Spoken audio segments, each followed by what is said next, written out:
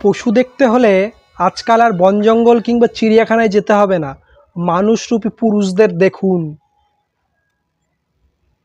যেই নারীর গর্ব না হলে পুরুষের কোনো অস্তিত্ব নেই, সেই নারীকেই চিল শকুনের মতো খুপড়ে খুপড়ে খেয়েছে 15-20 জন পুরুষ। পুরুষ ভাই, আমরা পুরুষ, আমার ল্যাওড়ার পুরুষ আমরা। আমাদের রাজ্যের কিছু মহান লোক বলছে সেটা নাকি একটা অ্যাক্সিডেন্ট। ছেলেরা না হয় বুঝলো না, কিন্তু মেয়ে হিসেবে একটা মেয়েকে তো বোঝার দরকার ছিল।